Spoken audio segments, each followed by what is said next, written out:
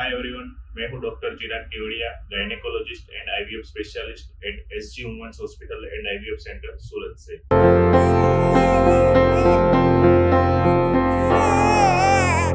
जब भी पता चलता है कि घर में किसी को प्रेगनेंसी रुकी है, तब घर में एक खुशी की लहर आ जाती है। किसी को माँ या पापा बनने की खुशी, तो किसी को दादा दादी और नाना नानी बनने की खुशी होती है, और घर में आने वाले एक नन्हे मेहमान की भी तैयारी होने लगती है। लेकिन कभी कभी यह खुशी 1 या 2 महीने के बाद गम में भी बदल सकती है। जी हाँ, मैं बात कर रहा हूँ मिसकैरेज या अबॉर्शन के बारे में।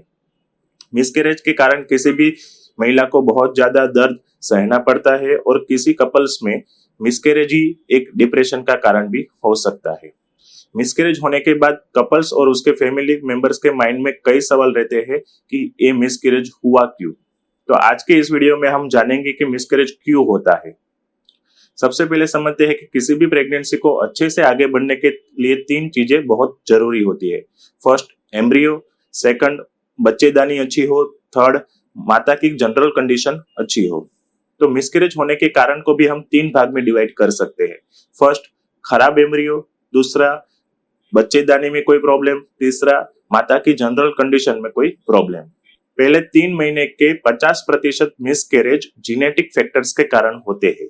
मतलब कि पुरुष और स्त्री में जब स्पर्म यानी कि पुरुष के बीज और ओवम यानी कि स्त्री के बीज बनते हैं, तब उस दौरान कभी कभी किसी कारणों से जेनेटिक डिफेक्ट्स रह जाती है।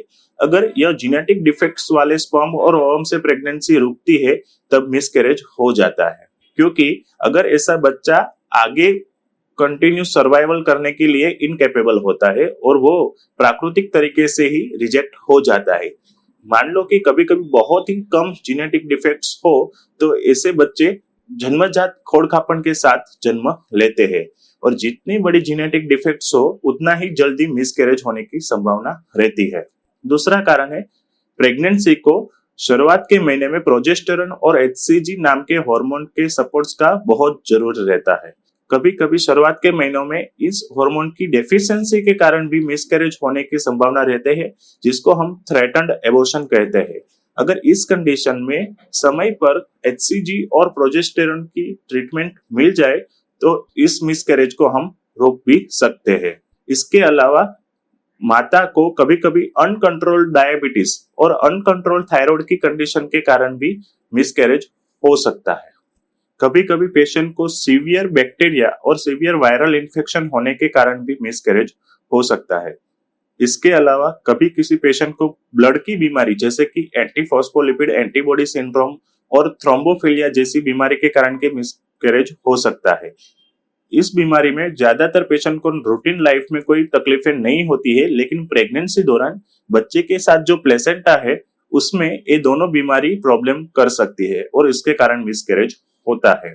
कभी किसी पेशेंट की इम्यून सिस्टम में गड़बड़ी होने के कारण भी मिसकैरेज होता है, जैसे कि TH1 रिस्पॉन्स बढ़ जाता है और नेचुरल किलर सेल बढ़ जाने के कारण भी बार बार मिसकैरेज हो सकता है। कभी किसी पेशेंट की बच्चेदानी का शेप और बच्चेदानी की जो अंदर की कैविटी है, वो नॉर्मल बच्चेदानी से अलग होती है, जैसे कि बाइकॉर्नियल यूट्रस और सेप्टेड यूट्रस। मतलब कि जो बच्चेदानी है 2 भागे में बटी हुई हो, या तो फिर बच्चेदानी के अंदर एक छोटा सा पर्दा हो, इसके कारण भी मिसकैरेज हो सकता है।